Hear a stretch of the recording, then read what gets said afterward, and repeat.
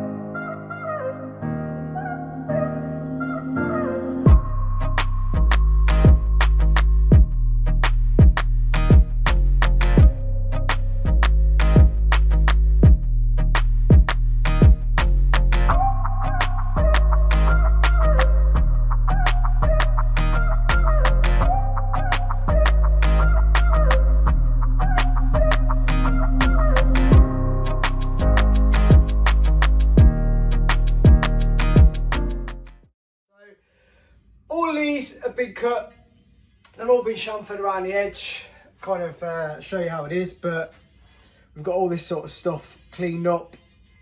We've got Weld through primer, which is a 1K epoxy. Once I come to do the chassis paint again, I'm going to keel this back and I'm going to put some 2K epoxy as well over the top, so should be good. But it doesn't mean that nothing's going to flash rust. It also means when I mark some markings on there, I'm going to be able to see them really well. And also it's just nice to work with some steel that isn't covered in grease. It's all kind of good and ready to go. All the insides are clean, and yeah, happy days. So we're going to get this on the bench. We're going to start clamping stuff. We're going to weld stuff. We're going to try not to warp stuff.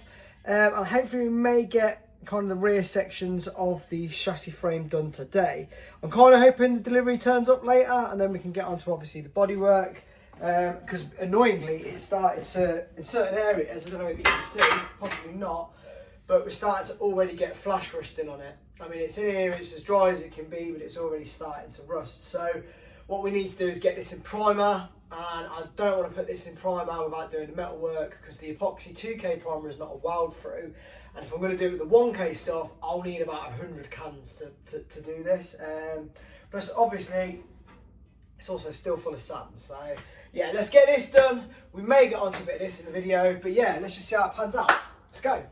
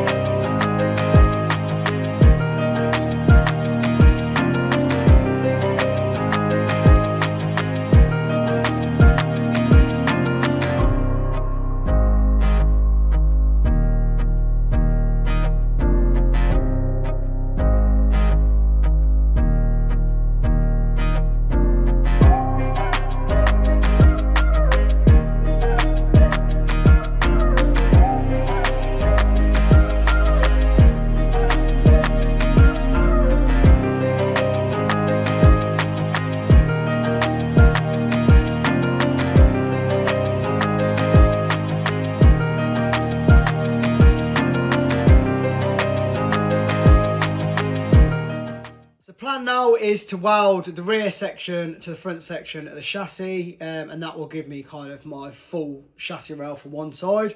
As I say, there's one down here on the floor that's already been done. So we'll have two. Now, instead of then getting to the point where you're boxing it together to make a perimeter chassis, so obviously you have your two rails and you're kind of in a bit, I'm not going to do that. What I'm going to do is put the two chassis rails together, as in next to each other, side by side, and then what we're going to do is put some reference marks on. It's kind of the reason why it's epoxy primed as well, because it's going to make me reading these lines really easily. What I'm going to do is I'm going to pick a random number, maybe like every 5 inches. We'll go like 5 inches, draw a line across one rail, and then draw a line across obviously the next one that's next to it. And we'll do that all the way up. And what that'll do is it'll give us some reference points for when the rails are obviously moved apart and it basically a square chassis.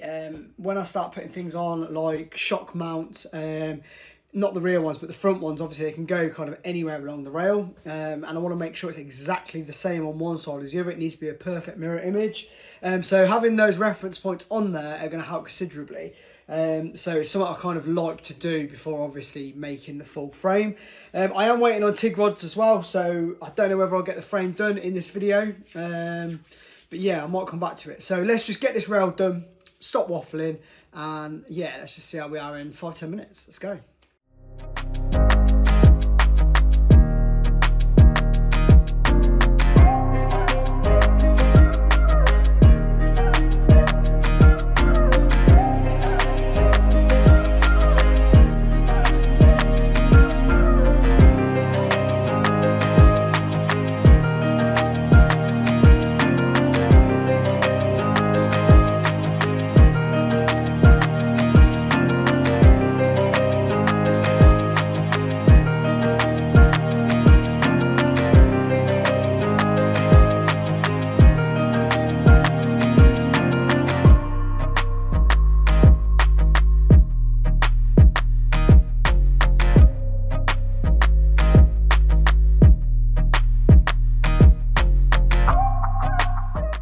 It's all welded, cool to the touch. Hopefully it's not warped. If it has warped slightly, it won't be much. And realistically, I'm going to be able to pull it in with all the braces and stuff that are going back on it anyway.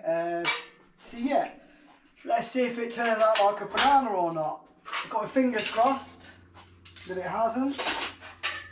But we'll soon see in a minute.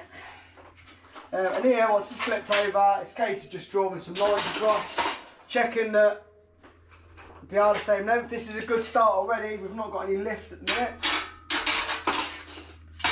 Should be straight. Don't know if it's going to come off of the table is the issue, but job's a good one. So I'll get this one on, get the other one on. Once I've moved all the cables, draw some lines. Oh yeah.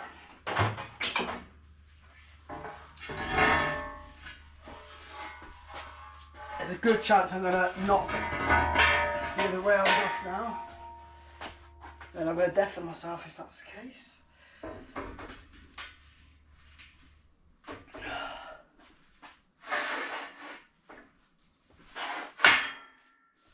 Oh yes! Perfect line all the way. So they are as square as my ex-missus. And the length is bob on, so I'm happy with that. So yeah, I'm going to get a Sharpie out, going to draw some lines. On to the next stage.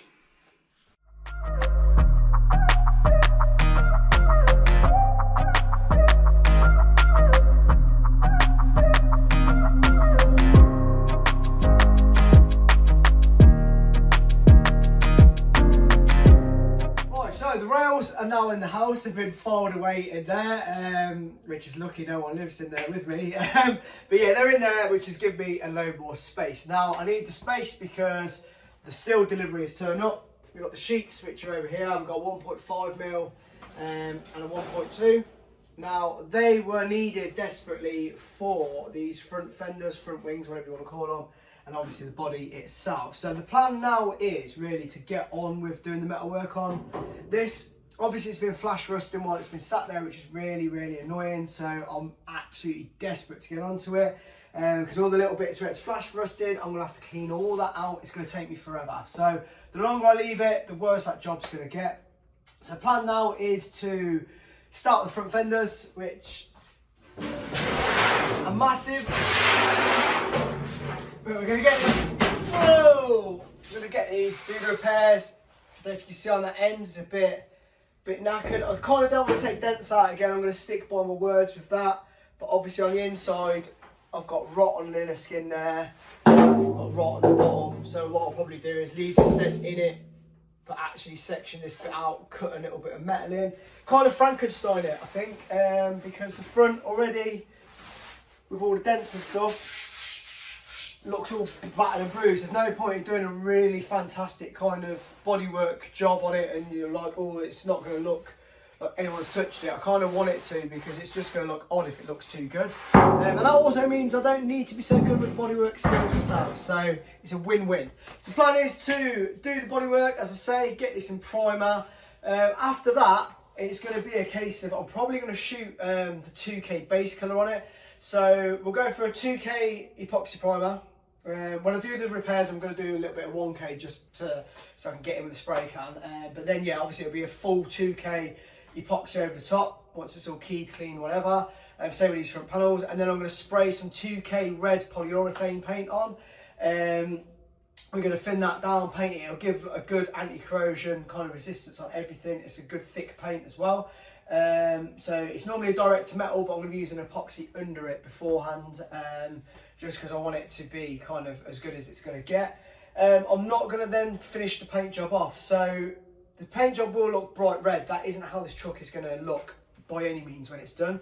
The only reason I want to get a base colour on, which is going to protect it fully, is so I can sit the cab back outside. And then the reason I'm not going to carry on with the paint job, i.e. dulling it down, putting my other layers of colours and stuff over the top, is because this body and the panels are going to be assembled on and off a chassis, on and off continuously. In this tiny garage, I'm going to be ramming welders into it, I'm going to be ramming tools into it. Not intentionally, but it's going to get kind of dented, scratched, scuffed, chipped, whatever. So it'd be nice to kind of do that on the stage before it's actually finished with paint.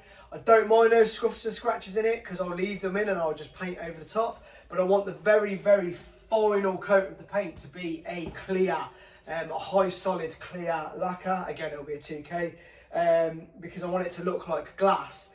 And obviously if I scratch it at that point, it's going to be annoying. I want all the damage, dents, everything underneath that final clear coat. So that's the plan. Anyway, I'm going to stop waffling because I need to get on with doing my bodywork. I need to get on with another video. I'm just going to say, if you've watched this far, again, thank you. If you don't mind, please share and subscribe if you haven't already. I don't want to sound like one of the beggy ones, but these videos get like 100 views. They take a bit of time to do, and it would just be nice just to get the videos out there just a little bit more, if possible, because I know there's not many of these in the UK. And the people that do watch and comment, really nice people, kind of keeps the mojo going. So if I can get any more of that, just to help me kind of keep my sanity, that'd be mint. So, gonna say goodbye, stop waffling, peace out.